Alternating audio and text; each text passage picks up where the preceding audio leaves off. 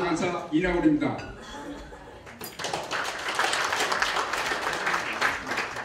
바쁘신 중에도 참석해 주신 내외 기빈 여러분에 감사드립니다. 오늘 진행 순서를 간단하게 말씀드리겠습니다. 1부는 간단한 기념식, 2부는 평화통일 당연회, 3부는 특별 게스트 소개 및 정규회의, 만찬 후에 제2분기 정규회의 및 통일 의견 수렴을 하는 시간도 갖도록 하겠습니다. 그럼 지금부터 민주평통 김동영 수석부의장 초청 간담회를 시작하겠습니다. 먼저 국민 의례를 하겠습니다. 모두 자리에 일어나서 단상에 있는 국기를 향해 주시기 바랍니다.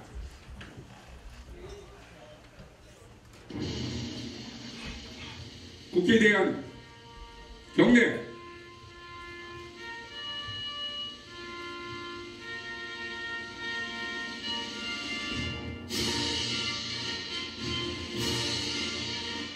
나는 자랑스러운 태극기야. 자유롭고 정의로운 대한민국의 무궁한 영광을 위해 충성을 다할 것을 굳게 다짐합니다.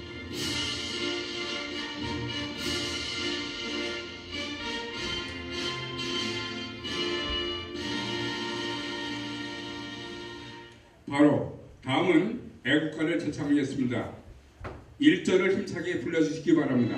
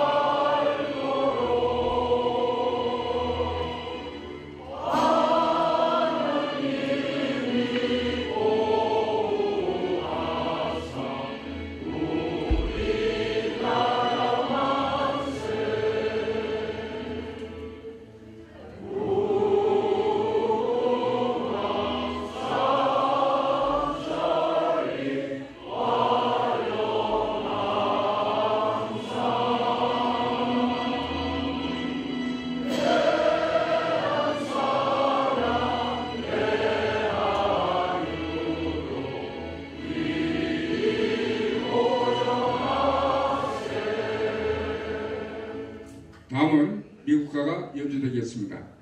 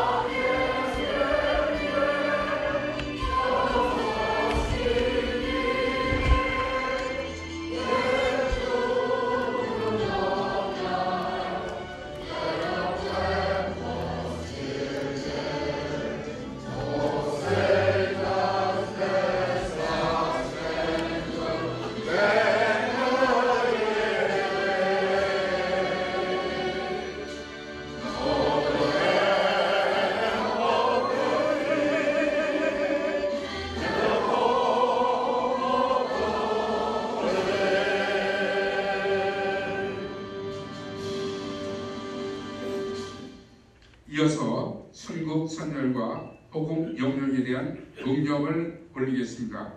1동 음력.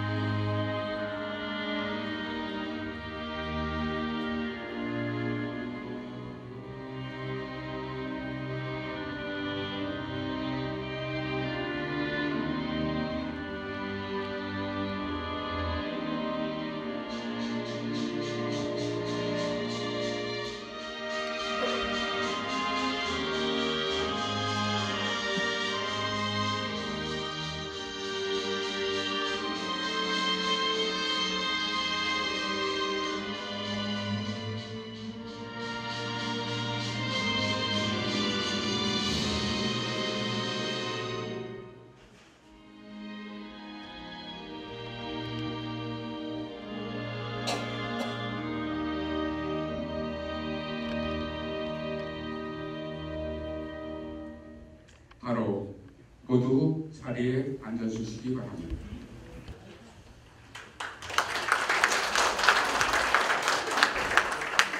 여러분 안녕하십니까?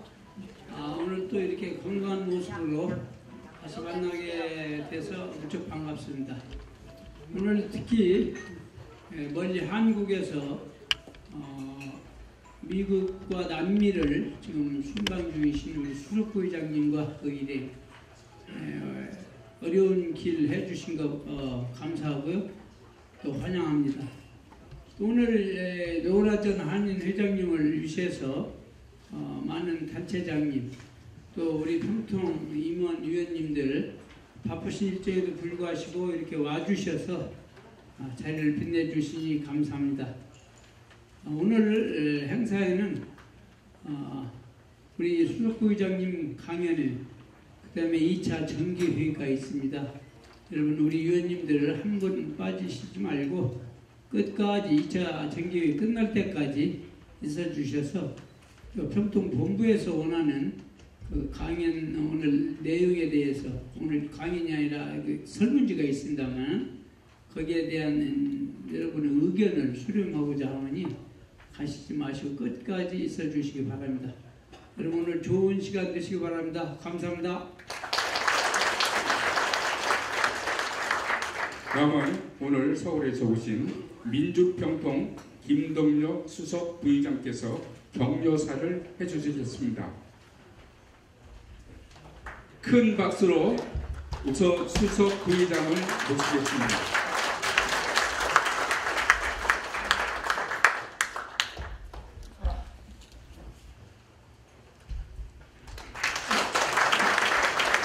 여기에 계시는 우리 동포 여러분 그리고 우리 민주평통 자문위원 여러분 반갑습니다. 제 행사에서 저보고 격려사라고 해서 제가 당황했습니다. 참 이 LA는 전혀 외국이다 이런 생각이 들어가지가 않고요. 사실은 제가 멀리 떠나갔다가 돌아온 고향 같습니다. 늘 보고 싶고 만나고 싶은 여러분들이 너무 많은데 이렇게 한 자리에서 뵙게 되니까 정말 기쁘기가 그지없습니다. 제가 다음에 가질 시간이 있어서 그때 말씀드릴 기회가 있습니다만 저는 늘 그렇게 생각했습니다. 해외에 있는 우리 750만 동포 이 동포들이 아니었더라면 대한민국에 오늘이 있었겠는가 또 앞으로 대한민국이 우리 한민족이 참 세계를 이끌어가는 그런 위대한 한민족 시대가 올 것이 분명한데 그것은 바로 해외에 있는 우리 동포들이 있기 때문에 그렇게 될 것이다. 그 중에서 그래도 우리 750만 동포를 이끌어가는 동포 사회가 미주 동포 사회입니다. 바로 미주에 계신 우리 동포 지도자 여러분들이 계시기 때문에 저는 기필코 지금 우리가 추진하고 있는 평화로운 한반도 그리고 번영하는 한반도 그래서 통일을 이루어서 우리 한민족이 참 겉균형인 홍익인간의 정신으로 세계를 이끌어가는 그런 위대한 한민족 시대가 분명히 올 것이다. 이런 확신을 가지고 있습니다. 여러분 오늘 이렇게 바쁘신 중에 우리 김한중 총경선을 비롯해서 우리 동포사의 지도자 여러분들 정말 다 모신 것 같습니다. 이렇게 갑작스럽게 전 이런 강연회가 준비가 됐는데 이렇게 시간 내주신 여러분 정말 반갑습니다. 제가 지난 19일 시카고에서 한미 포럼이 있었습니다. 최근 한반도 정세와 관련해서 미국과 한국에 있는 석학, 외교가 전문가들이 모여서 포럼을 했고 그 다음에 이어서 멕시코에서 강연을 하고 브라질을 필려서 그 다음에 아르헨티나에서 오늘 아침에 왔습니다. 그리고 바로 내일은 또 한국으로 돌아가야 합니다. 짧은 일정이지만 보고 싶은 여러분들 뵙게 돼서 너무 기쁘다는 말씀을 드리고 나중에 강연 시간이 있기 때문에 이렇게 간단하게 인사를 드리겠습니다. 감사합니다.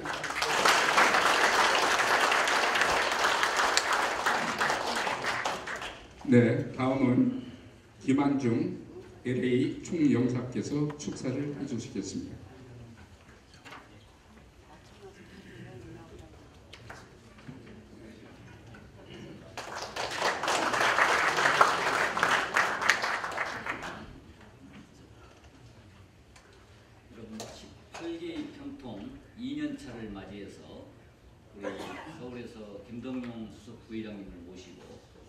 성황리에 강연을 기쁘게 생각합니다.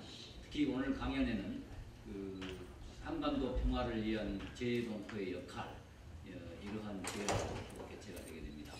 실은 지난 한 해에도 우리 LA 민주평통이 많은 역할을 해왔습니다.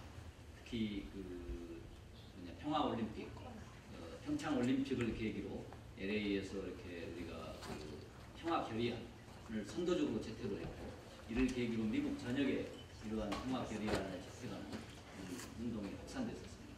또 그 이후로도 남북 대화, 또 북미 대화 이런 계기에 평통과 한인의 또 연사가, 한인 사회가 이렇게 삼위일체가 돼서 미국 내에 어떤 회의적인 한반도 정세에 대한 회의적인 시각을 시정하는 많은 활동들이 있었다고 생각합니다. 이 점에 대해서 홍영사로서 여러분의 역할을 치하드리고, 그리고 오늘 그 수석 부의장님의 이렇게 탁월한 식견, 그 의견을 경청하시고 이를 계기로 이원 한 분 한 분이 이렇게 미국 내에서 우리 한반도 평화의 어떤를 위한 그 회의론 시정에 전두에 서서 많은 역할을 해주실 것을 기대해 마치겠습니다. 여러분 반갑습니다. 다음은 노라전 LA 한인 회장께서 축사를 해주시겠습니다.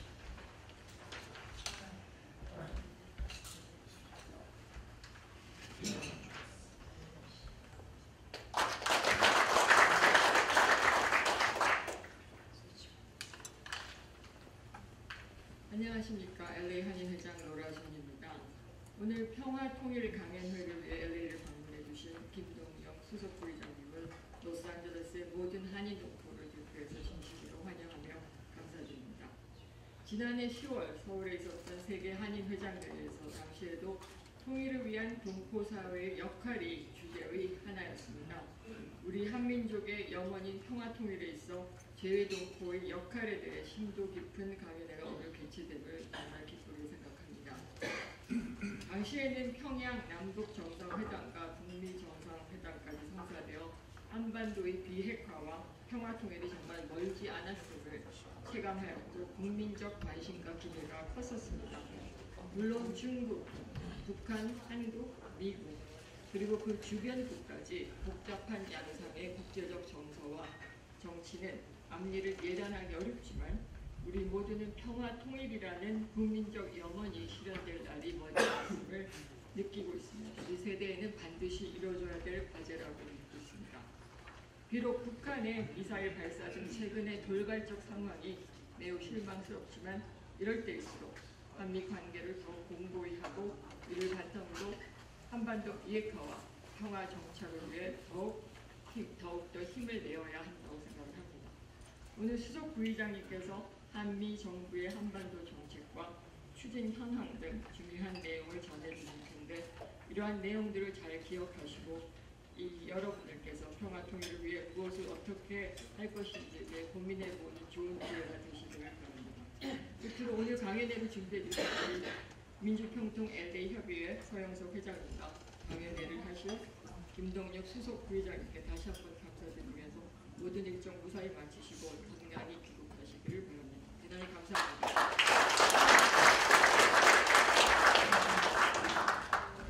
다음은 대변유 희원님께서 축사를 해주시겠습니다.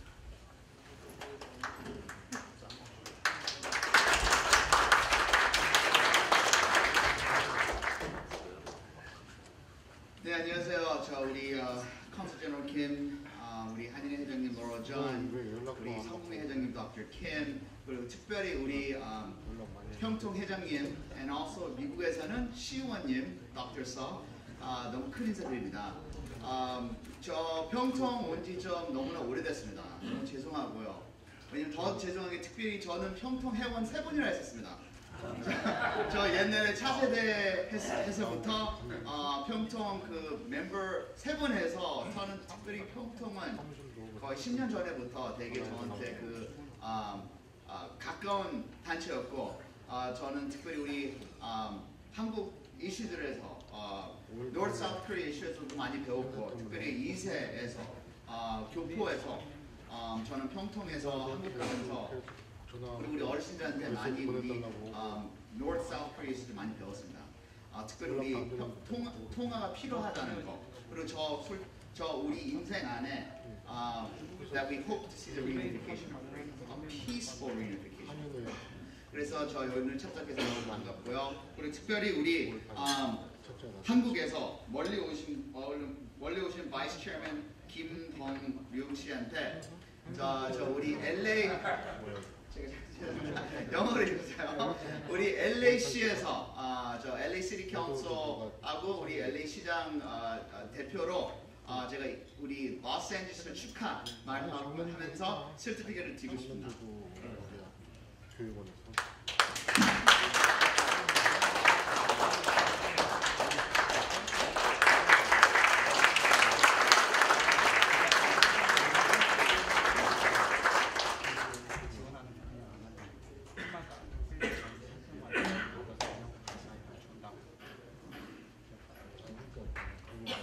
다음은 하기환 LA 한인 상공회의소 회장께서 축사를 해주시겠습니다.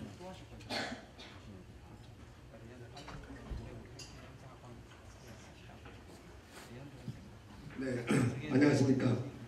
사실 김동룡 수석 부의장님은 제가 세계 상공인 총연합회라는 한 30년 전인가요? 그때부터 아직도 이사장입니다. 맞죠? 대단히 정말 정력 있고 대단히 건강하시고 열정입니다. 그 당시는 MB 이명박 대통령이 아마 대장 정도 수준밖에 안 됐어요. 우리 김동룡 수석부의장의 경우는 한참 이제 급이 낮았죠. 그 당시 상무회장할 때 열심히 다녔고 저희 그리고 정말 평통도 저는 한 20년은 더 한 것 같습니다. 그리고 라스트 10년은 이제 뭐 실력이 안 돼서 쫓겨났고 근데 어떤 평통에 보면 옛날 분들 참 많이 만나요. 그리고 좋은 분도 많고 평통이 앞으로 발전하길 바라고 워낙 평화통일이 공부적 일을 많이 벌리니까 미국에서는 할 일이 없는 것 같아요. 근데 조용하신데 앞으로 이제 점점 이제 미국하고 이제 교포사회가 미국 정말 주류 사회를 좀 평통에 좀 열심히 서로 접촉을 해서 우리가 한국 정부가 원하는 그런 좋은 평통이 좋은 정말 진짜 좋은 정책을 저희가 평통의 힘으로 좀 됐으면 하는 그런 바람이 있습니다. 사실 저희가 여기 친국 단체도 많고 정말 엄청나게 많은 단체가 있는데 전부 아이솔레이트가 한 단체 한쪽으로만 흘러가는 것 같은데 좀 우리도 보수 및 진보가 다 아울러서 좀 좋은 평통이 됐으면 합니다. 고맙습니다.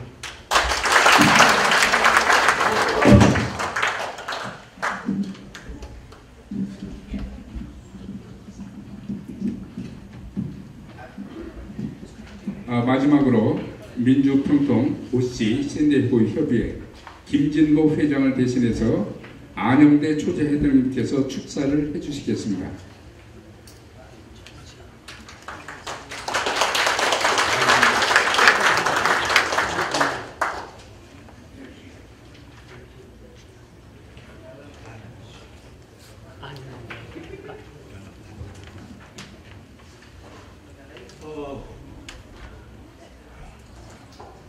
오늘 제가 온 거는 초대 회장 명칭을 받고 나왔습니다. 그래서 원래 김진모 회장이 나와야 되는데 데뷔 나왔는데 어떻든 우리 부의장님, 수석 부의장님께서 이렇게 미국을 방문하시고 또 이렇게 수고를 하시고 오늘 이 마지막 단계까지 오셨는데 감사하게 생각합니다. 어떻든 오늘 이 이야기들이 좀 더 잘 되어서 모든 일들로 갔으면 좋겠습니다. 그 이야기는 어떻든 간에 모든 문제가 잘 되고 또한 오늘 이 여러 가지 문제점들을 잘 파악하시고 첫째 오늘 이러한 장소가 마련된 것은 정말로 좋은 일입니다. 어떻든 간에 잘 부탁드리고 오늘 이 문제가 이렇게까지 여러 상황들이 있었습니다만은 오늘 이 부의장님이 이렇게 오셔서 이거를 해주니까 이 이상 더 바랄 것이 없습니다. 아무쪼록 이 일들이 잘 마치고 오늘 일정을 소화시키고 이제 가신 날까지 건강하게 돌아가셔서 5년의 임무에 대해 주시기 바랍니다. 감사합니다.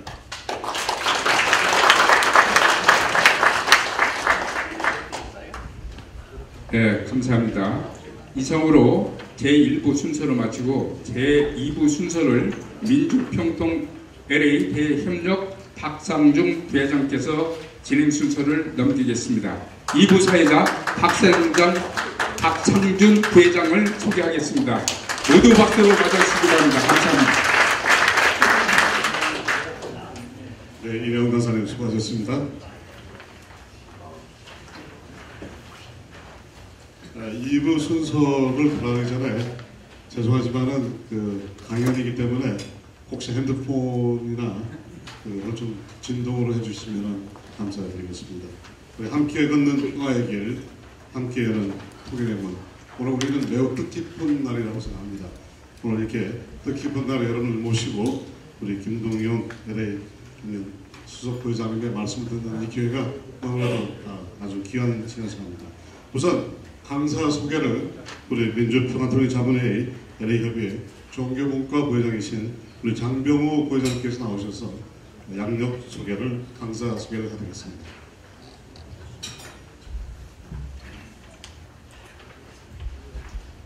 종교문과위원회 부회장 장병호입니다. 안녕하십니까? 먼저 지난 2년간 대한민국과 세계 평통을 성공적으로 이끌어오신 김동영 수석 부회장님을 진심으로 환영합니다. 이 시간 김동영 수석 부회장님의 양력을 소개해드리겠습니다. 화려한 경력이 너무 많기 때문에 몇 가지만 간추려서 말씀해 올리겠습니다. 1964년 서울대학교 총학생회장을 역임하셨습니다. 그리고 1964년 6.3 대일 불력 외교반대투쟁 서울대 위원장을 역임하셨습니다. 1988년부터 2008년까지 제13대부터 17대 5선 국회의원을 역임하셨습니다. 1993년, 1996년 정무 제1장관을 역임하셨습니다. 1993년부터 오늘날까지 사단법인 세계 한인 성공인 총연합회 이사장님을 역임하셨습니다. 1998년부터 2006년까지 사단법인 매헌 윤봉길 의사 기념사업회 회장을 역임하셨습니다. 2002년부터 민주화 추진협의회 공동 이사장을 역임하셨습니다. 2005년에서 2013년까지 민족화해협력 범국민협의회 대표 상임의장을 역임하셨습니다. 2017년부터 사단법인 김영삼 민주센터 이사장을 역임해 오시고 제18기 민주평화통일자문회의 수석 부의장을 역임하고 계십니다. 이 시간 한반도 평화를 위한 재동포의 역할을 하는 강연을 해주실 때 통일의 큰 비전을 갖는 귀한 시간이 되시길 바라겠습니다. 김동영 수석 부의장 나오실 때 뜨거운 박수로 환영해 주시기 바랍니다. 감사합니다.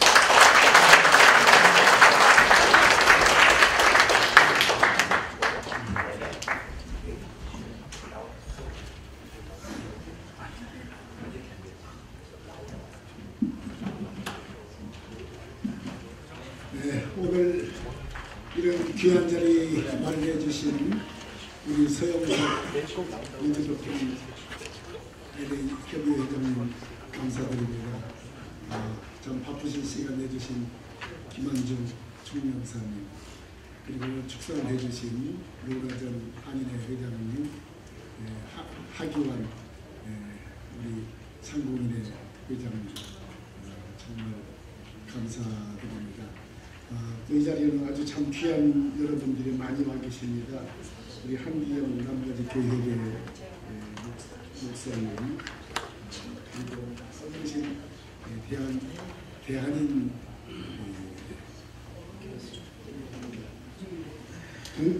국민회 대한인 국민회 이사장님, 그리고 김재건 대한국민회 회장님, 조동남 한인재단 이사장님,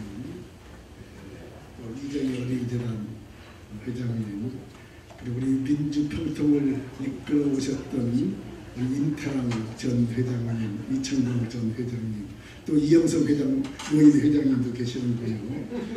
참 일일이 다 거명드렸었을 정도로 평소 제가 참 좋아하고 존경하는 많은 분들이 이렇게 시간을 내주셨습니다. 정말 감사드립니다. 보니까 우리 민주평통을 잘 모르시는 분도 있는 것 같아서 간단하게 우리 민주평통 좀 소개를 하겠습니다. 여러분 아시다시피 대한민국 헌법이 대통령에게 부여한 임무 중 가장 큰 임무가 평화통일 임무입니다. 그러면 이 대통령이 이 평화통일 임무를 잘 수행할 수 있으려면 어떻게 해야겠습니까? 바로 이런 대북정책, 통일정책을 자문하고 건의하는 기관이 필요합니다. 그래서 헌법이 저희 민주평통을 만들도록 이렇게 역할을 부여해 주었습니다. 여러분 아시다시피 정권 바뀌고 대통령 바뀌면 참 통일부라는 걸 만들었다 없애기도 하고 여성부가 있기도 하고 없기도 하고 그러는데 이런 부서는 사실은 정부 조직법이라는 일반 법으로 만듭니다. 각 중요한 기관들이 그렇게 특별법이나 일반 법률을 만들어서 이런 기관을 법률기관이라고 합니다. 그런데 국가를 경영하는데 가장 중요한 그런 기관, 영속성을 가지게 하는 기관, 법으로 쉽게 바꿀 수 없는 그런 기관을 헌법으로 규정합니다. 대통령, 국회, 대법원, 이건 헌법으로 기관을 만듭니다. 저희 민주평통도 헌법으로 만들어진 헌법기관입니다. 그래서 우리 평통위원들이 좀 더 내가 이렇게 중요한 기관의 일원이다 하는 생각을 좀 가지고 적극적으로 임해 주셨으면 하는 마음을 간절히 가지고 있습니다. 지금 우리 자문위원이 122개 국가에 해외에만 3,630명 계십니다. 이 LA는 해외 48개의 협의회가 43개의 협의회가 있는데 그 중에 가장 큰 협의회입니다. 작년에 우리 18기가 2017년 9월 1일 출범했는데 그동안에 정말 큰 역할을 해주셨습니다. 일일이 무슨 역할을 했는가는 그 여러분께 다 설명을 드리지 않겠습니다. 어쨌든 LA 협의회가 정말 열심히 해주신 점 다시 한번 감사를 드립니다. 여러분 아시다시피 지금 한반도가 새로운 역사를 쓰고 있습니다. 참 우리가 70년 동안 남북이 적대하고 대립했는데 지금 이제 더 이상 전쟁 위협은 없지 않느냐, 누구나가 그렇게 안도할 수 있는 그런 평화의 새 역사를 쓰고 있습니다. 이게 불과 1년여 전의 일입니다. 우리 민주평통이 17년 9월 1일에 출범했는데 그때 상황을 여러분 기억하시겠습니까? 참 여기 트럼프 대통령하고 김정은 위원장이 각종 막말을 하고 있을 때입니다. 트럼프 대통령에게 김정은 위원장이 늑다리 리치광이라고 하고 김정은 위원장 보고 리틀 로켓맨 이렇게 하고 50도를 불만으로 만들겠다더니 북한 정권의 종말을 구하고 또 그리고 피지컬 보복을 군사적인 옵션을 한다는 이렇게 해서 많은 사람들이 저 미국에 있는 많은 사람들이 저한테 전화를 했어요. 그때 지금 대한민국 서울에 가도 괜찮은가 이렇게 전쟁을 걱정하던 시대 6.25 이후 가장 전쟁 위기가 높다고 하던 시대가 불과 1년 반 전이었습니다. 그런데 지금 언제부터 이 상황이 변했습니까? 여러분 아시다시피 평창올림픽을 계기로 우리 한반도 역사가 하기 시작했습니다. 그런데 평창올림픽이 왜 바로 이런 오늘의 평화를 만들어냈습니까? 저희 민주평통이 18기 출범하면서 목표를 세웠습니다. 그때 평화로운 한반도, 번영하는 한반도를 평창올림픽을 계기로 해서 만들어보자. 우리 민주평통이 목표를 그렇게 세웠습니다. 그래서 그러면 어떻게 하면 평창올림픽이 평화올림픽이 되겠는가? 그것은 바로 북한을 평창올림픽에 참가시키는 것이다 라고 해서 당시 저희 민주평통이 특별 정책 건의를 대통령에게 했습니다. 그것이 뭐냐? 평창올림픽 기간 동안만이라도 한미 군사훈련을 연기하자. 그리고 대통령이 북한에 특사를 보내서 올림픽에 참가하도록 권고하자. 그리고 우리도 할 테지만 온 국민이 나서서 국제기구, IOC라든가 여러 기구를 통해서 북한의 평창올림픽에 참가하도록 권고하자. 라는 특별 정책 건의를 저희가 2017년 12월 5일 민주평통이 그런 건의를 했습니다. 대통령께서 우리 건의를 받아들여서 미국과 협의해서 연기를 했습니다. 근데 사실 그때만 해도 사실 그런 건의를 한다는 게 쉽지 않았습니다. 왜냐하면 북한이 16번째 핵실험을 하고 각종 대륙간 탄도탄을 쏘고 그렇게 정말 미국과 북한이 험악한 그런 말폭탄을 주고받는 그런 시기였기 때문에 감히 그런 건의를 하기 어려웠는데 저희가 그런 건의를 했고 그래서 또 대통령께서 우리 건의를 받아들였고 그렇게 되니까 김정은 위원장이 바로 1월 1일 신년사에서 평창올림픽 참여하겠다라고 하면서 분위기가 달라졌습니다. 여러분 기억하시지 않습니까? 김여정 부부장이 특사로 오셔서 전 대통령과 함께 우리 동계 평창올림픽 개막식에 참가를 했는데 실은 바로 그 기간이 오늘의 기적 같은 역사를 만드는 산실이 되었습니다. 그때 참 우리 정부하고 많은 대화를 했고 그리고 미국을 대표해서 올림픽에 참가했던 펜스 부통령을 수행해서 왔던 미 CIA의 한반도 미션센터의 장 우리 자랑스러운 한국 동포입니다만은 앤드류 킴이 바로 북한의 김영철 통전부 부장 밑에 있는 맹경인 부부장하고 그 올림픽 평창올림픽 기간 동안에 대화를 해서 사실 북미 정상회담 6월 12일 세기의 정상회담이라고 하는 북미 정상회담을 만드는 계기가 바로 평창올림픽 기간 동안에 이루어졌습니다. 이렇게 평창올림픽이 남북 정상회담 4월 27일 판문점 정상회담 그리고 6월 12일 싱가포르 북미 정상회담을 만드는 산실이 되었습니다.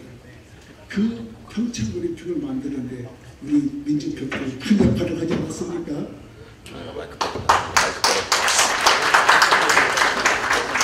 이제는 우리 민주평통 자문위원이 참 자부심을 가져도 좋다. 저는 그렇게 생각을 합니다.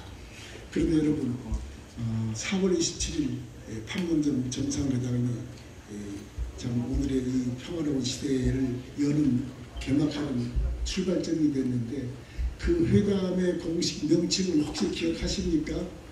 저는 여러분이 이 명칭을 꼭 좀 기억해 주셨으면 합니다.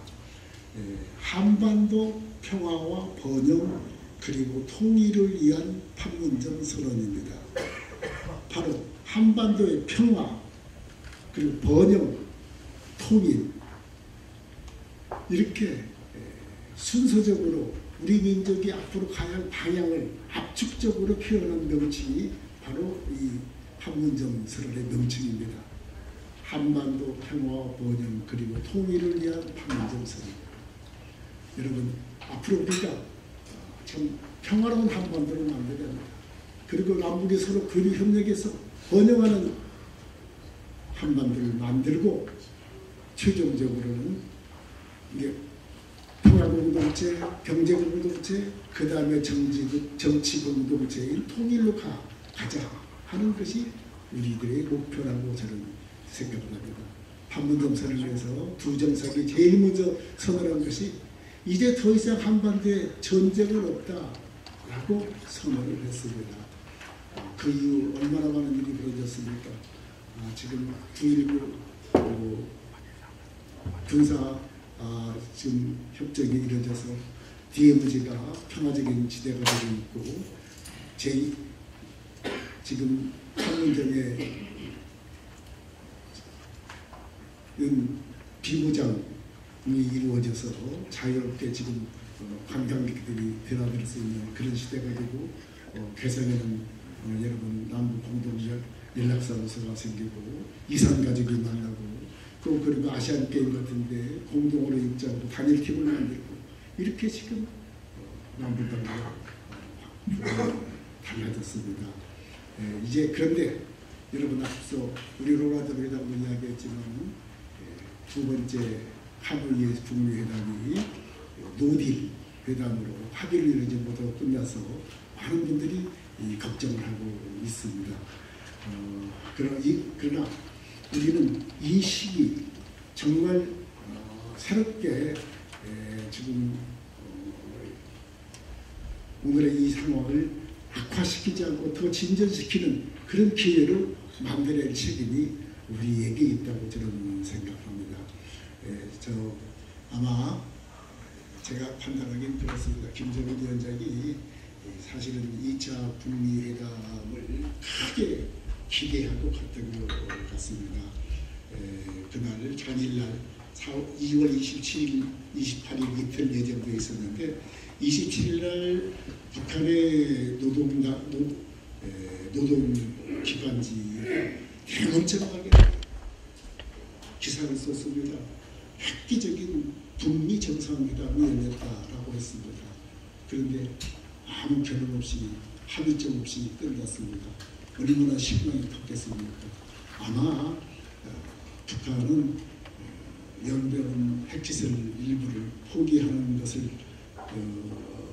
가지고 미국으로부터 제재 해제를 받는 그런 기대를 가지고 갔을 겁니다. 제재 해제를 받아서 지금 북한이 추진하고 있는 경제개발 사업에 여러분들이 기대를 가지고 갔던 것 같습니다. 그러니까 그것이 깨지고 났기 때문에 북한으로서는 크게 충격을 받고 실망을 한 것 같습니다. 최근에 5월 들어서 단거리 미사일을 발사하고 그러면서 제재 해제를 집착하지 않겠다, 자기 병세하겠다 하고 이렇게 좀 반발하고 있습니다. 이 시기 정말 우리가 잘 이끌어가던 이런 평화의 길을 결코 정체시키거나 후퇴시켜서는 안 된다고 저는 생각합니다. 어쨌든 북한도 좀 판을 깨겠다는 생각은 없는 것 같습니다.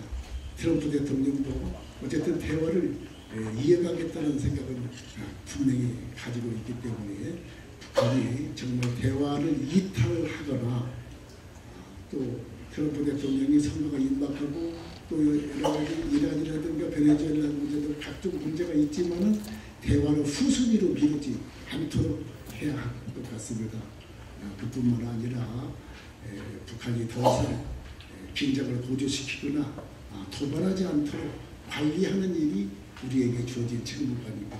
그래서 가능한 빠른 시간 내에 북미회담, 남북회담이 좀 다시 열려서 이 기조가 더 튼튼하게 후퇴하지 않고 앞으로 나아가게끔 만드는 것이 오늘이 우리에게 주어진 책무가 아닌가 이렇게 생각합니다.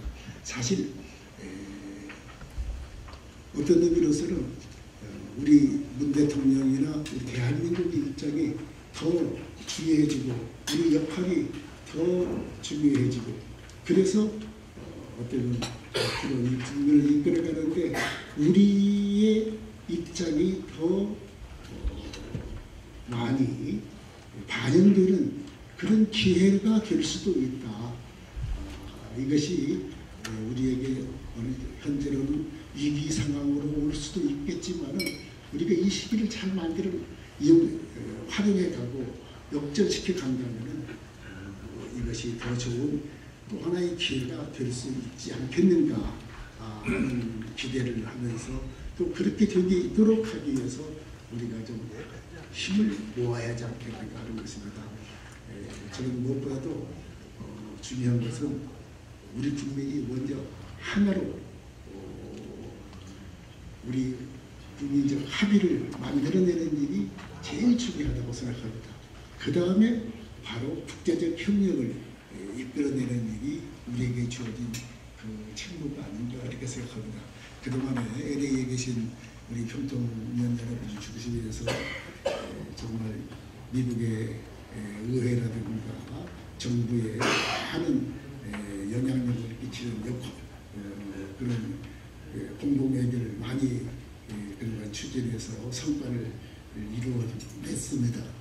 지금이 이 시기가 바로 그런 일에 더 많은 우리가 노력을 하고 박차를 가해야 할 그런 시기가 아닌가 이렇게 생각이 듭니다. 아마 이 자리에 계신 여러분들이 많이 걱정을 하는 중에 근본적인 문제, 과연 북이 비핵화를 하겠는가, 김정은 위원장이 진짜 핵무기 버릴까 하는 그런 의구심들을 많이 가지고 있으리라고 생각합니다. 저 자신도 전에 참 그렇게 어렵게 만든 핵무기 이걸 북한이 과연 버리겠는가에 대해서 전에는 큰 확신을 가지지 않았던 것도 사실입니다. 그러나 제가 최근에 2차례 북한을 갔었고 또 최근에 여러 가지 북한의 변화를 보면서 저는 나름대로 이 일은 우리가 하기 나름으로 가능한 일이겠구나 하는 저 나름대로의 그런 확신을 저는 얻었습니다. 여러분 아시다시피 지금 북한은 큰 변화를 하고 있습니다. 제가 작년 9월달 평양에서 2차 정상회담에서 특별 수행으로 갔었고 그리고 한 달 반 후 11월 15일부터는 제가 세계 한인 상공인 총연합회 이사장으로서 해외에 있는 우리 동포 기업인 97명을 데리고 평양에 가서 한상대회를 했었습니다. 그 과정에서 하는 것을 봤습니다. 북한이 너무 크게 변하고 있었습니다. 첫째 변한 것은 저는 북한의 정책이 제일 크게 변했다는 것, 그리고 김정은 위원장의 생각이 자기 아버지나 할아버지와 다르게 생각이 확실하게 변했다는 것, 그리고 북한 주민들의 생각이 변했다는 것. 이런 이유로 조건만 맞으면은 북한이 비핵화를 할 것이다, 하지 않을 수 없다. 분명히 그런 확신을 받았습니다. 첫째, 여러분 북한이 지금까지 과거 소위 지도 이념이라고 할까 정책의 기본 방향이 뭔지 알고 계시지 않습니까? 선군 정치였습니다. 선군 정치가 뭐냐? 앞선자 군사군자, 군사 문제가 최우선하는 정치를 하겠다는 선군 정치였습니다. 선군 정치를 실현하기 위해서 바로 뭐냐? 핵 무력을 만들자. 그래서 핵 경제 병진 정책이 북한의 기본 정책이었습니다. 그런데 북한이 4월 27일 판문점 정상회담을 하기 일주일 전 4월 20일 날 북한의 정책을, 국가 정책을 결정하는 노동당 중앙위원회를 소집해가지고 핵 경제 병진 정책을 사회주의 경제 총력 전선이라고 바꿉니다. 이게 경제 우선 정책으로 정책을 바꿨습니다. 실제 가보니까요, 얼마큼 그들이 전 경제에 치중하는가 하는 것을 제가 가서 볼 수 있었던 것은 아까 제가 11월 15일날 우리 한인 상공인들 데리고 갔었는데요. 제가 그 대회를 평양에 갔더니 이영남 경제부총리가 와서 축사를 하고 민족경제 민경련이라고 민족경제 조직위원회의 김광수 회장을 비롯한 좋은 간부들이 저희를 유순하게 대접하고 저희들에게 경제정책, 북한의 경제정책, 투자정책, 그리고 그들이 추진하고 있는 20대 특구에 대한 설명회, 이런 것을 열심히 합니다. 그리고 북한에 가보니까 개혁개방도 하는 나라에 대외경제성이라고 있는데, 대외경제성이 전 간부가 와가지고 우리가 앞으로 이런 정책을 추진하니까 와서 좀 투자를 하고 경제협력을 같이 합시다. 이렇게 온통 경제에 취직을 하는 모습을 봤습니다. 이번 김정은 위원장이 크게 반발하는 이유로 2차 5개년 계획 같은 걸 세워놨는데, 자기들은 연변을 포기하고 미국의 제재를 풀어서 그렇게 가지고 좀 경제에 활력을 얻고 그런 정책을 쓰고 싶었는데 실망했기 때문에 큰 반발을 하고 있는 게 아닌가. 실제 김정은 위원장이 판문점 회담에 아무 합의도 못하고 돌아가서 근 일주일 동안을 발표를 안 했습니다.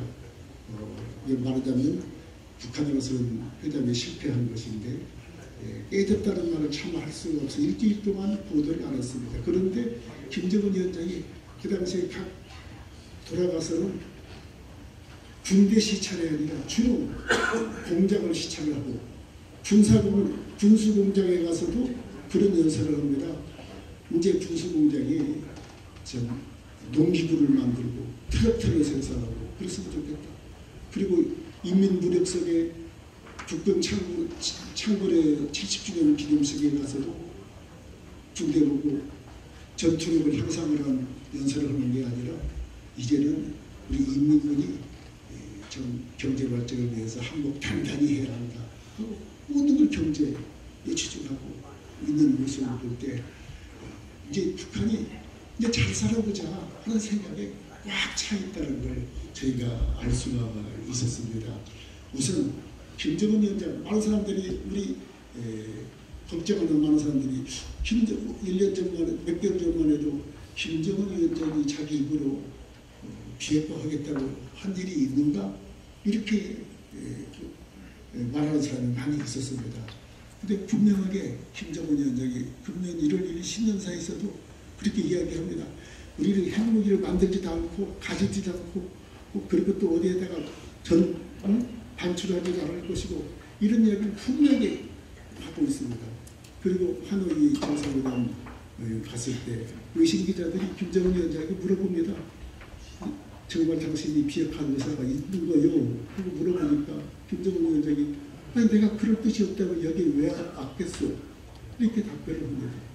그리고 폼페이오 장관이 평양에 갔을 때 김정은 위원장이 나는 한 사람은 남편으로서, 애들 아버지로서 우리 자식들이 평생을 머리 위에 핵무기를 이고 살 수 있도록 내가 할 수가 없지 않는가, 이렇게 이야기를 합니다. 제가 1차 평양 정상회담 때 참 감동스러웠던 것은 평양 5.1 경기장 15만 평양 시민이 모여 있었습니다. 그때 문재인 대통령이 연설을 했습니다. 북쪽에서 우리 문 대통령 보고 이런 이야기를 해주십시오라든가 이런 이야기는 제발 하지 말아주세요, 이런 부탁 일체 없었습니다. 우리 문재인 대통령이 15만 평양 시민 앞에서 내가 김정은 위원장하고 약속했습니다. 저 백두산부터 한라산에 이르는 우리 전 강토에 핵 위협과 핵무기가 없는 그런 평화로운 터전을 만들어서 후손들에게 물려주자고 이렇게 약속했습니다. 그러니까 정말 우레 같은 박수를 쳤습니다. 왜 그랬었겠습니까? 북한 주민들이 지금 핵무기를 포기해야 우리가 더 잘 산다, 이걸 알고 있는 겁니다. 북한에 갔더니 세상에 우리가 저는 예전에 KBS에서 남북의 창이다 이런 데서 보면 북한의 시대에 온통 촛불과 프라카드 그 구호들이 있지 않습니까? 미제국주의 타국, 원수를 무찌르자. 아버지가 이런 구호가 하나도 없습니다. 지금 가보면 내 땅에 발을 붙이고 누른 세계를 보라. 과학으로 비약하고 교육으로 미래를 담보하자. 달려가자 미래로. 모든 것은 인민생활 향상을 위하여. 아니 과학, 교육, 미래, 세계, 인민생활 향상, 이게 북한의 관심사입니다. 북한에 여러분 아시다시피 지금 무려 600만 대의 핸드폰이 있습니다. 자기들끼리만 통하는 게 아닙니다. 밖에 쓰려고 합니다. 대한민국이 잘 살고 있는 것 다 알고 있습니다. 지금 예전 같지 않아서 북한이 배급을 주지 못하지 않습니까? 지금 배급은 군대하고 당 간부들에게만 못 줍니다. 일반 국민들은 각자 도색 자기가 알아서 먹고 살아야 합니다. 그런데 김정은 위원장이 배급도 못 주고 그런데 폭력으로 억압정치만으로 통치할 수 있겠습니까? 이제 북한 주민들이 이제 세계를 아는 겁니다. 왜? 그래서 제가 가서 깜짝 놀랐습니다. 어두웠던 평양 시내가 밝았습니다. 거리도 잘 정비되고 인민들의 얼굴 색도 옷 냄새도 너무 다른 겁니다. 이 혹독한 대북 제재 속에서 어떻게 이렇게 다를 수 있을까? 알고 보니까 북한의 정책이 바뀐 겁니다. 저기를 배급을 못 주니까 집단 농장이라든가 기업소, 공장들에게 전에는 농장에게 내는 쌀은 1년에 얼마큼 여기서 얼마나 생산하고 고기를 얼마나 생산해서 나라에 바쳐라 이렇게 임무를 부였는데 지금은 바뀌어서 마을별로 혹은 가정 단위로 쪼개서 네가 농사를 지어서 세금으로 현물을 얼마를 나라에 바치고 나머지는 네가 임의 처벌을 해라. 그러니까 농민들이 아침 새벽부터 밤늦게까지 열심히 나와서 불 뻗고 김 내고 그러니 생산량이 늘어날 수밖에 없지 않습니까? 그러니까 국가에 바치고 나머지는 자기들이 먹고 시장에 내고 이렇게 해서 소위 장마당이라는 게 공식으로 인정한 장마당은 500개, 번개 장마당까지 2,000여 개 장마당이 생긴 겁니다. 이쪽에 시장 경제, 각자 도생하는 기업소도 그렇게 운영하고 그러다 보니까 장마당이 생기니까 소위 돈주라고 하는 자본가들이 생기고 이 자본가들이 중국에서 원료 사다가 또 생산을 해서 이렇게 하고 이게 농민 이제 그런 북한 주민들이 이렇게 열심히 일하고 하다 보니까 조금 더 잘 살게 되고 그러니까 더 잘 살아야 하겠다는 음악이 생기고 더 열심히 하는 그래서 이 혹독한 저기 속에서 도리어 북한이 더 발전하는 그런 시대가 이제 온 겁니다. 김정은 위원장이 여러분 아시다시피 이제 35살입니다. 오래오래 집에 통치하고 싶지 않겠습니까? 그 사람 가장 감수성이 강한 청소년이 저 스위스에서 유학도 한 사람입니다. 세계가 뭔지도 알고 그렇습니다. 근데 배급도 못 주면서 억압 통치하고 이렇게 가지고 끌어갈 수 있다고 정상적으로 생각할 수 있겠습니까? 북한 주민들도 왜 박수를 쳤겠습니까? 야, 우리가 더 잘 살아가면 이 제재가 해제되어서 참 남북이 서로 협력하고 우리 물건 잘 만들어서 해외 수출도 하고 또 우리 광산물 수출도 하고 외국으로부터 차관도 받고 공장도 세워야 하는데 그러려면 제재에 풀어야 하는데 비핵화권을 제재에 풀 수 없다. 그러니까 이제 비핵화 해야겠다. 그리고 더 잘 살아야겠다. 김정은 위원장이 그런 생각하는 국민들도 모르겠습니까? 그 조건만 좋으면 뭐냐? 북한이 안전이 확보된다는 그 조건이 성립되면 그리고 그렇게 어렵게 만든 핵무기를 버렸을 때 대가를 그거에 대한 대가를 받을 수가 있다면 왜 핵무기를 가지고 그런 어려운 생활을 하려고 그랬어요? 핵무기가 도리어 지금 자기들에게 부담이 되고 있는데 핵을 버리면 정말 제재를 풀고 자기들이 더 잘 수 있는 기회가 올 텐데 그걸 굳이 가지고 가는 것이 가지고 가겠다고 그렇게 생각할 수 있겠습니까? 많은 사람들이 그 상대를 그렇게 해왔는데 그 사람이 김정은이가 버리겠는가 생각합니다. 그런 이야기하는 사람이 있습니다. 그런데 여러분 자기는 아버지가 했던 생각 똑같이 할아버지가 했던 방식대로 살아갑니까? 자기는 안 그러면서 김정은이는 그럴 거라고 이렇게 확단을 합니다. 그리고 절대 그쪽은 안 변할 거라고 생각해야 합니다. 세상에 안 변하는 게 어디 있습니까? 저는 앞서 말씀드렸지만 북한이야말로 이제 핵무기가 그들에게 부담이다 하기 때문에 달라질 수 있다. 그리고 북한이 그동안에 너무너무 큰 변화를 겪고 있다는 걸 알았기 때문에 우리가 이 기회를 놓치지 말고 해야겠다. 사실 기회라는 게 항상 있는 게 아니지 않습니까? 우리가 성공이다 실패다 한 개인이든 뭐 한 회사든 국가든 어디서 결정을 합니까?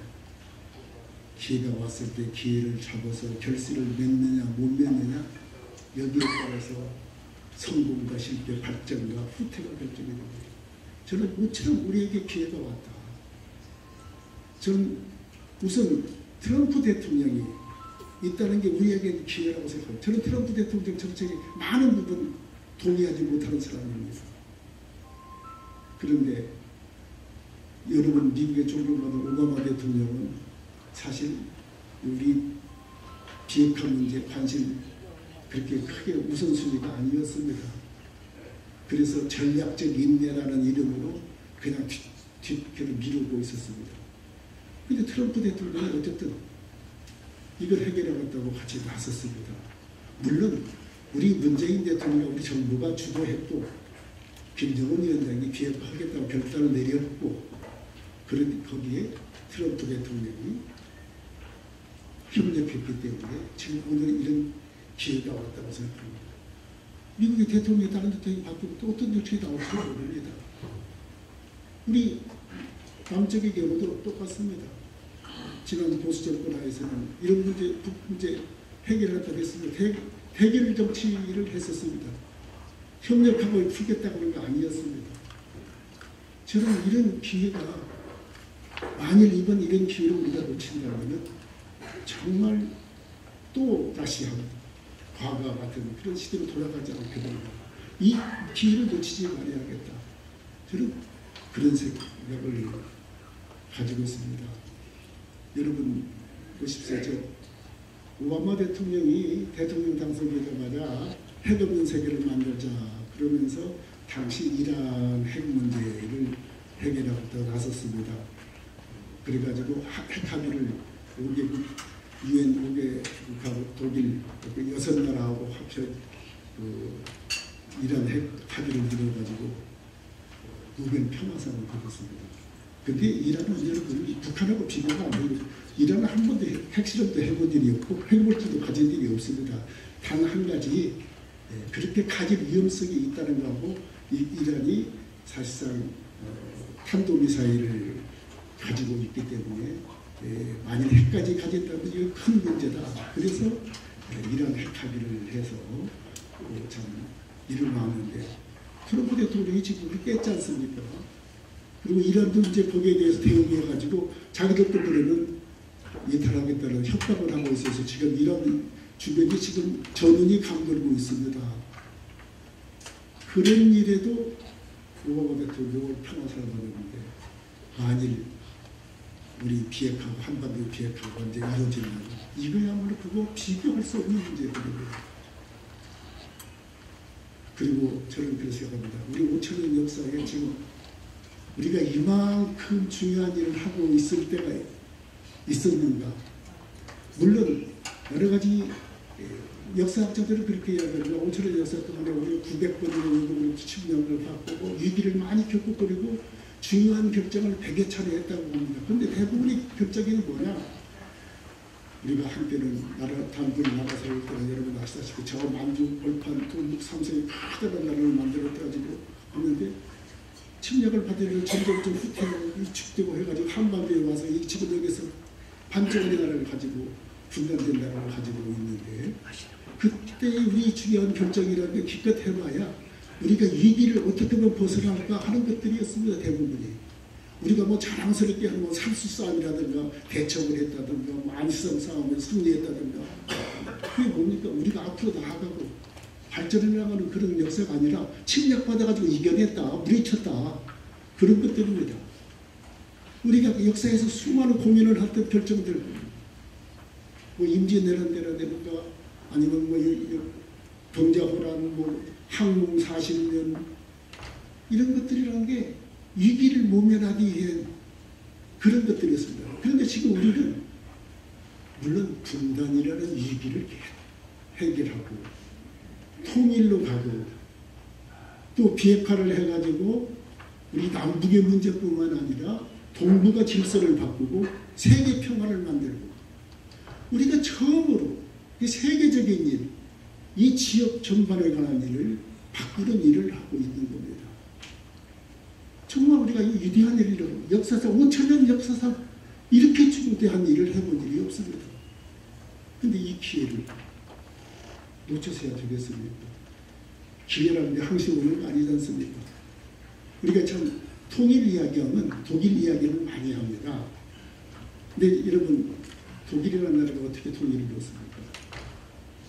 사실 독일은 많은 정치학자나 또 그리고 정치가들이 거의 독일이 어려울 것이다라고 생각을 했습니다. 왜냐하면 독일이라는 나라가 1차 대전, 2차 대전 전범 국가 아니겠습니까?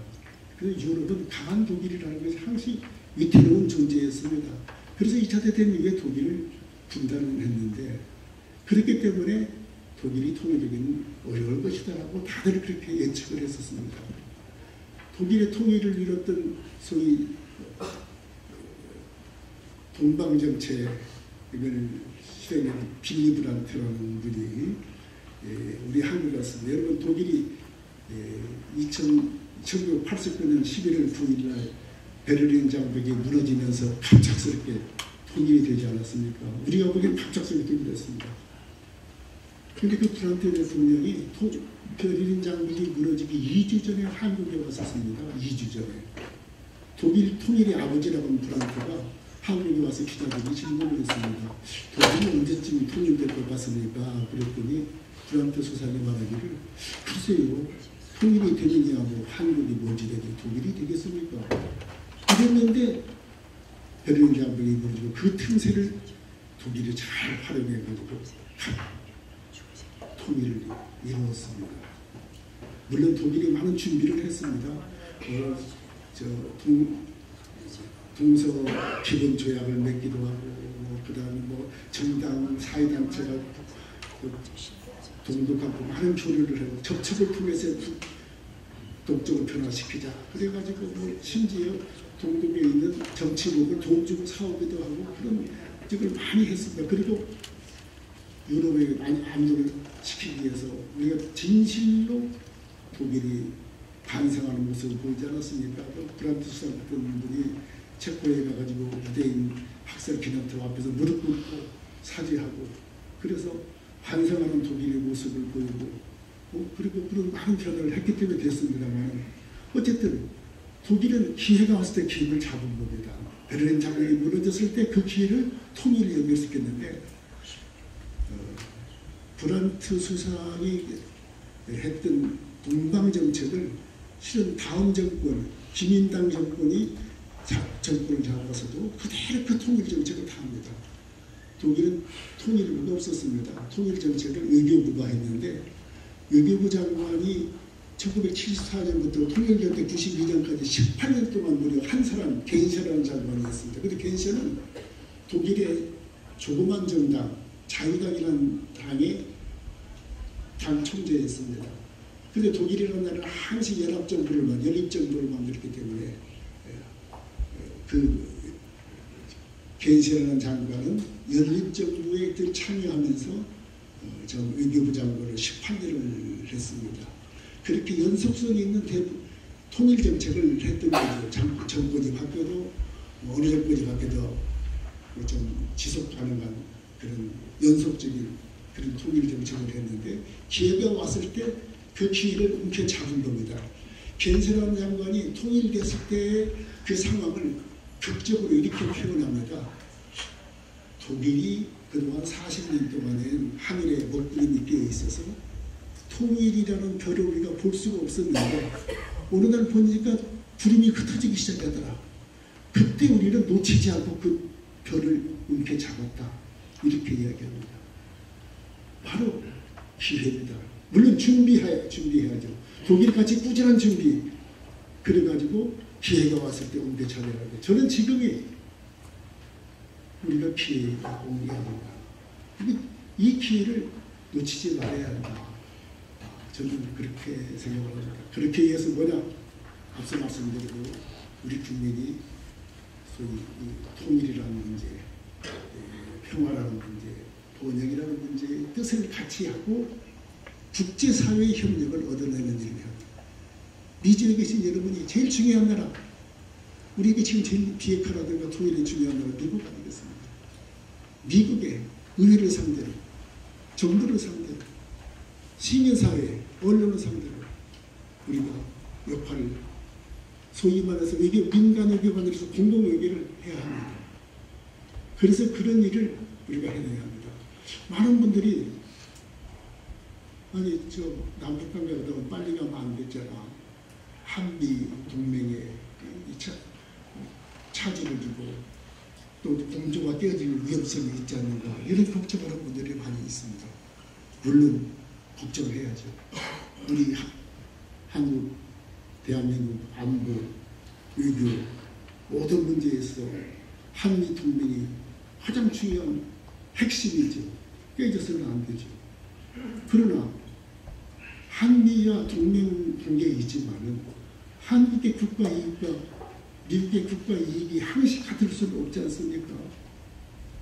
예를 들면 트럼프 대통령 지난번 주둔비 문제 가지고 얼마나 우리하고 줄다리기를 했습니까? 또 뭐 최근에도 이란 원유 수입한 예외국으로부터 한국을 지금 뺐습니다. 한국 참 경제적으로 어려워집니다. 지금 그뿐만이 아니라 FTA도 지금 더 미국이 유리한 쪽으로 개정하자고 지금 압박을 가하고 있고 통상 문제, 자동차 뭐 이런 문제 많은 이해관계가 지금 상충하고 있는 부분이 많이 있습니다. 그럴 때 우리가 무조건 한미동맹이 중요하다고 미국에게 하자는 대로 따라만 갈 수 없는 거 아닙니까? 그럴 때는 우리가 충분히 설명하고 이해시키고 대화로 풀고 그래서 우리 이게 합당하도록 풀어가야 합니다. 한미관계가 중요한 건 사실이지만 무조건 따라가는 종속적인 한미관계가 아니라 우리 이것을 관찰하고 협력하면서 하는 그런 상호 이익을 위한 그런 자주적인 동맹관계로 가야지 종속적 이 동맹관계로는 갈 수 없는 거 아니겠습니까? 그런 의미에서 우리는 한쪽에 너무 치우쳐서는 좀 안 된다고 생각합니다. 미국에 있는 여러분들이 그런 역할을 좀 해주셔야 한다 이렇게 생각을 가지고 있습니다. 네, 어쨌든 지금 최근에 와서 이제 인도주의적인 지원 문제가 나오고 개성공단 얘기가 나오고 남북교류협력 문제가 나오니까 많은 분들이 그거 결국 퍼주기 하는 게 아니냐 이런 이야기를 하는 분들이 많이 있습니다. 그런데 우선 단적으로 이야기하면 개성공단 이야기를 하자면 개성공단이 2004년부터 2016년까지 있었습니다. 개성공단이 뭐 유엔 결의를 닫은 게 아니고 우리 정부가 그때 개성공단을 철수했습니다. 핵실험 때문에 철수를 했는데 개성공단 지원재단에서 통계를 냈습니다. 끝난 뒤에 했더니 그동안 거기서 산출한 생산액이 31억 불이었다고 합니다. 개성공단에 우리 남쪽 기업이 124개 기업이 갔는데 124개 기업에 원료를 납품하는 기업이 한 8,000개 됩니다. 근데 이 8,000개 기업이 납품가로 계산을 했더니 우리 한국이 1불을 투자하고 4불 60센트를 벌어들였다고 합니다. 그런데 최종 소비자가격에 보면 거의 30배를 우리가 벌어들였다는 겁니다. 그러니까 개성공단은 토탈 계산을 해보니까 5% 퍼주기 하고 95% 퍼오기를 했다고 합니다. 문재인 대통령이 작년 8.15 건축사에서 이야기했습니다. 30년 동안 남북이 경제협력을 하면 우리가 170조 이익이 돌아온다고 했습니다. 근데 이것도 우리 정부기관의 연구기관의 KF라는 기관이 한 거고 객관적인 기관, 여러분 골드만삭스 있지 않습니까? 세계적인 컨설팅 회사죠. 우리가 용역조사가 아니라 골드만삭스가 2009년에 발표한 그런 통계에 의하면 2028년부터 38년 사이에 남북이 통합이 된다면은 그런 전제로 계산을 했더니 1932년에는 한국의 GDP가 43,000불이 되고 2042년에는 66,000불이 돼서 독일과 불란서를 앞지르고 합니다. 2050년에는 86,000불이 돼서 일본을 앞지르고 미국 다음 가는 부자의 나라가 된다라고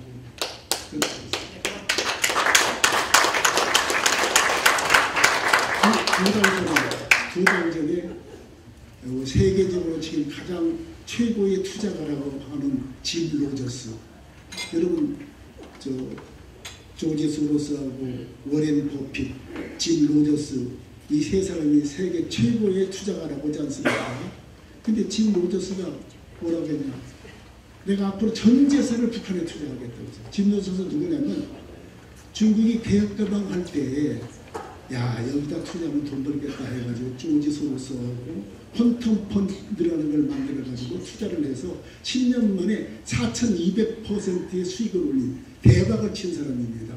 근데 짐 로저스가 지금 남북이 통일되면 1981년에 중국의 상황과 똑같다. 북한에는 손재주 좋고 교육을 잘 받은 훌륭한 노동력이 있고 자원이 있고 남쪽에는 최고의 경영과 자본과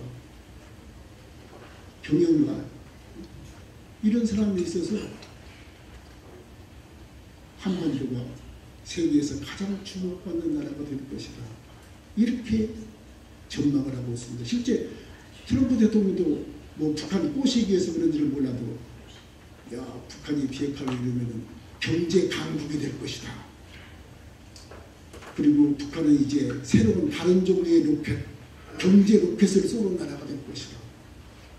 트럼프 대통령도 그렇게 이야기를 합니다. 지금 대한민국 경제 어렵습니다. 중국 지금 이 패권 전쟁, 무역 전쟁 가운데 끼어가지고 우리 참 어렵습니다. 이제 예전까지 3% 이상 성장하기도 어렵습니다. 우리 경제 활로 어디에 있습니까? 새로운 활로를 만들어야 합니다. 그래서 남북의 이 평화시대가 평화시대를 끝내지 않고 이 평화가 경제 활력을 만들어내는 평화 경제의 시대로 우리가 만들어가야 합니다. 제가 사실은 중국에 제가 세계 한인 상공회 총회학교 이사장이어서 중국의 경제단체, 크던 경제단체에서 교류를 많이 합니다. 그리고 전 중국의 CICPNC라고 특별한 경제단체입니다. 해외에서 투자한 다국적 기업 촉진을 하는 겁니다. 다국적 기업 촉진이라는 경제인데 중국의 100대 기업과 중국에 투자한 해외 기업이 함께 만드는 그런 기관인데 제가 매년은 가서 초청받아서 그 대회 가서 연설도 하고 그러는데 제가 이제 우리 경제인 전경련하고 이제 이렇게 묶어줘가지고 경제 CEO 라운드 테이블을 합니다. 작년에 11월 달입니다. 작년 5월 달에 제주도에서 했고 11월에는 천진에서 했는데 천진에서 이제 연습을 하고 저녁에 밥을 먹는데 중국의 유수한 회사 사장 경제 관료들이 저한테 와가지고 뭐라고 하냐면 남북 관계가 잘 돼서 좀 축하한다고 앞으로 북한에 많은 투자가 있을 텐데 좀 우리 한국 기업하고 같이 하고 싶은데 좀 연결을 해달라고 저한테 와서 부탁을 해요.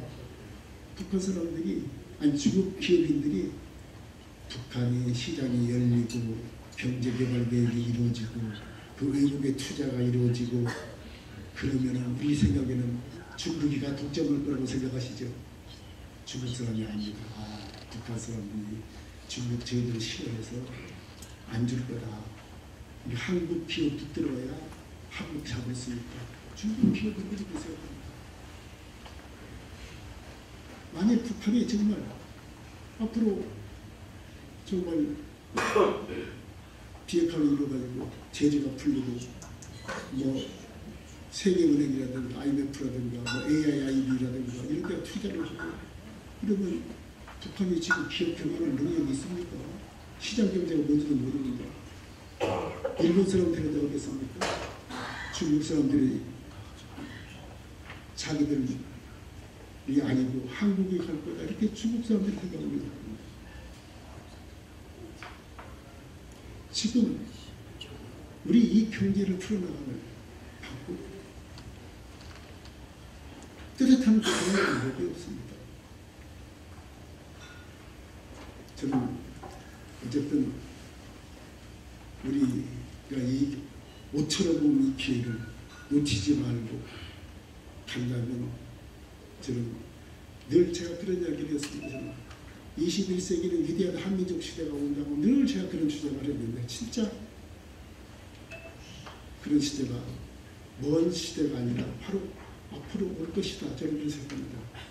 여러분 우리가 지금 이 나라를 만들고 일본으로부터 독립되어가지고 이런 나라를 만들 때 어떤 상황인지 아시지 않습니까?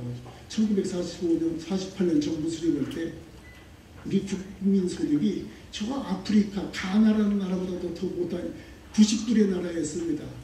그것도 남북이 분단된 반쪽의 나라를 만들고 비참하게 우리 민족이 피 흘리는 전쟁을 치렀습니다. 그러는 나라가 지금 보십시오. 세계 12번째 경제 대국이 되지 않았습니까? 7번째 수출 국가가 됐죠. 먼저 받던 나라에서 처음으로 원해주는 나라가 됐죠.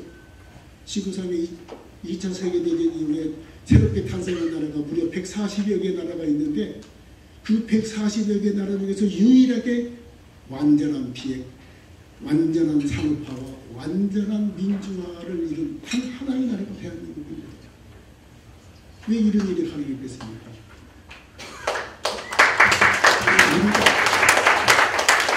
우리 국민이 모두 피땀 흘려 일하고 물론 수출 정책이라든가 경제 정책을 잘 했기 때문이기도 하지만은 그건 우리가 그런 능력이 있고 또 그리고 세계 정세가 우리에게 유리하게 왔기 때문입니다. 우리 국민들 정말 창조적인 능력이 있습니다. 여러분 미국에 오실 때 어떻게 오셨습니까? 어떤 분들 100불을 가지고 오신 분 지금 어려운 상황에서 지금 이렇게 다 여기에서 미국 사회로부터 존경을 받고 성공한 사업을 이룰 수 있다는 것은 우리 국민이 가지고 있는 도전정신, 개척정신, 창조적인 능력이 있기 때문입니다. 이 방탄소년단 지금 한류가 세계를 흘러갑니다. 이게 우연한 일입니다. 우연한 일 아닙니다. 우리 혈관 속에는 창조적인 능력, 도전적인 능력이 있습니다. 제가 지난번 평양 갔을 때 아까 5.1 경기장 말씀하셨죠. 5.1 경기장에서 이제 그 집단 체조를 봤습니다. 집단 체조. 그게 집단 체조가 사실은 자기들 체제 선전을 하려고 만든 겁니다. 그때 제목이 보니까 찬란한 조국이래요. 그런데 우리가 손님으로 가니까 미안했던지 그걸 한 70%를 바꿨어요. 프로그램을. 불과 짧은 기간에 바꿔서 우리 한국 남쪽에서 좋아하는 노래, 춤 뭐 이런 것으로 바꿨는데 출연 인원이 2시간 공연을 하는데 출연 인원이 한 10만이 출연합니다. 출연 인원이 얼마나 거대한 마스크입니까? 그런데 짧은 기간에 우리 때문에 프로그램을 바꿨는데 그렇게 잘 바꿀 수가 없어요. 얼마나 잘하는지. 그래서 제가 역시 우리 같은 시대를 가진 한 민족이니까 역시 능력이 있는 국민이구나. 내가 그걸 참 느꼈습니다. 우리가 그런 능력이 있고 그런 실적이 있고 시대의 흐름이 지금 우리한테 왔습니다. 저는 그렇게 생각합니다. 어떤 일이 하나 이루어질 때 그게 저절로 이루어지는 건 아니다. 물론 준비하고 잘해야 하지만은 큰 흐름이 맞지 않으면 안 돼. 우리가 흔히 말해서 천시와 지리와 인화 이게 갖춰져야 하는 것. 전투 하나를 이기려고 해도 저절로 이기는 게 아니고 천시, 지리, 인화. 그래서 옛날 제가 분명히 여러분 아다시피 팔찌를 치고 또 그리고 뭐 동남풍을 불어오게 하고 뭐 그렇게 하는 건 아닙니까? 천시가 뭐냐? 때가 맞아야 합니다. 때가 맞지 않으면 아무 소용이 없습니다. 우리 대한민국이 아무리 열심히 일하고 했더라도 예전 19세기, 18세기 제국주의 시대 강대국이 수탈하고 하던 그런 시대 같으면 우리가 이 정도 경제를 만듭니까? 국경의 장벽이 없어지고 우리가 좋은 물건 싸게 팔면 해외 수출을 하고 이럴 때 수출 정책 그런 걸 잘했고 이렇게 글로벌 시대가 왔기 때문에 우리가 가능했던 것이지 대한민국 뭐 특별히 저기서 한 거 아닙니다. 때가 왔다는 거. 두 번째, 질이 어디에 고지를 점령하면 유리한가? 어디에 있어야 하는가? 지리가 지금 우리가 세계 중심으로 왔습니다. 세계 문명의 중심이 이동했습니다. 저 로마 시대 그 시대 가면 그때를 세계를 지배한 나라가 어느 나라입니까? 지중해 중심의 나라였습니다. 문명의 중심이 지중해에 있었습니다. 그러나 13세기, 14세기 스페인, 포르투갈, 영국, 네덜란드가 세계를 지배하던 시대 그때는 대서양 중심입니까? 문명의 중심이 대서양으로 갔던 겁니다. 2차 대전 이후에 미국이 등장하면서 태평양 시대가 왔는데 지금은 아시아 태평양 시대가 됐습니다. 근데 대한민국 한반도가 저 동쪽 끝에 있는 극동의 작은 땅이 아니라 세계 중심에 왔습니다. 지리가 완전히 우리에게 유리하게 된 겁니다. 천시 지리 갖췄습니다. 인화가 중요하죠. 그런데 칩수있는 적대하는 남북이 지금 하나가 된다고 하고 있습니다. 큰 인화가 이루어지고 작은 인화 하나 남쪽에 지금 이 남남 갈등이 이거 바꾸는 일 중요하죠. 이것까지만 이룬다면 완전한 인화를 갖추니까 천시 지리 인화가 함께 이루어집니다. 우리 한국도 왜 한 가지입니다만 이 LA 사회에서도 보수진보 갈등이 있고 그리고 잘 알고 있습니다. 남북과 잘 되려면 제일 중요한 게 남남 갈등을 해결하는 일입니다.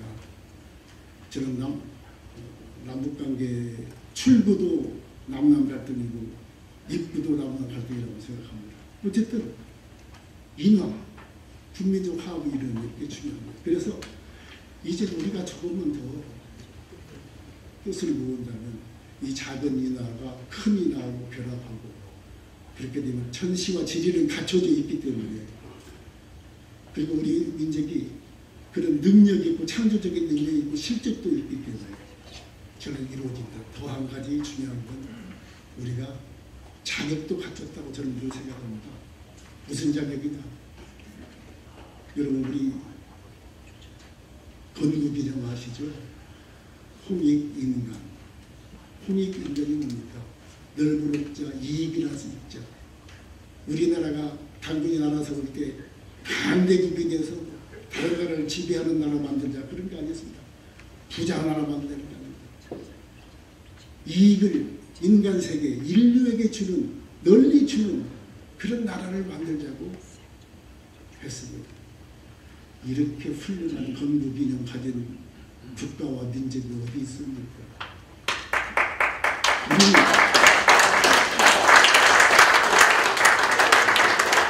저희들 우리는 위대한 민족이다. 우리가 이렇게 자격이 있는 민족이고 능력이 있는 민족이고 시대가 또 우리한테 왔는데 왜 못 얻게 못해? 그래서 이번 이 기회를 꼭 잡아야 한다. 저는 그래서 지금 우리가 하고 있는 일이 얼마나 엄청스러운 일을 하고 있는가를 우리가 아직 자각을 못하고 있는 것 같아요. 지금 내가 하고 있는 일이 우리 민족이 가는 길이 얼마나 중요하고 큰 일이고 우리만 잘 사는 길이 아니라 아시아의 정세를 바꾸고 세계 평화를 만들고 북한의 비핵화 이뤘다 하면 정말 분쟁의 문제를 전쟁이나 폭력이 아니라 대화로 이루려는 일입니다. 이 유엔의 이상을 실현하는 일입니다. 인류의 꿈을 성취하는 겁니다. 이렇게 우리가 지금 세계적인 일을 하고 있다는 것, 그런 자부심이나 그런 책임감, 우리가 그런 책임감을 가지고 가야 합니다. 금년에 3.1운동 100주년 그리고 임시정 모습이 100주년이 되는 겁니다. 여기 참 미주 특히 이 리버사이드 중심의 우리 LA는 참 그 어려운 때에 참 그런 독립운동의 근거지가 됐던 곳입니다. 100년 전에 우리 조상 선조들이 우리에게 독립의 터전을 마련해 줬습니다. 이제 우리는 우리 후손들에게 정말 통일의 터전을 만들어주는 우리가 되어야 하지 않겠는가 그런 생각을 하고 우리가 이 기회를 놓치지 않는 기회를 놓치지 않기 위해서 우리가 하나가 되고 국제협력을 만들어내는 우리가 되고 특히 해동포 750만은 오늘날 우리 민족에게 이런 기회가 올 것을 미리 알고 파견한 디아스포라고 해요. 우리 해동포를 이끌어가는 교민사회 어디입니까? 미주사회입니다. 미주동포입니다. 우리 미주동포 여러분들이 그런 역할을 선도해 주실 것을 부탁드리면서 제 말씀을 마치도록 하겠습니다.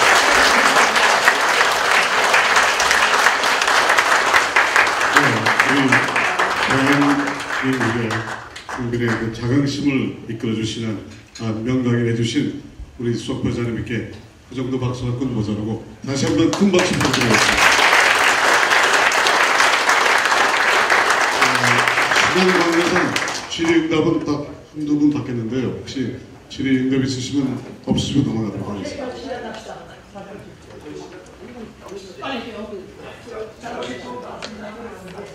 왜 우리는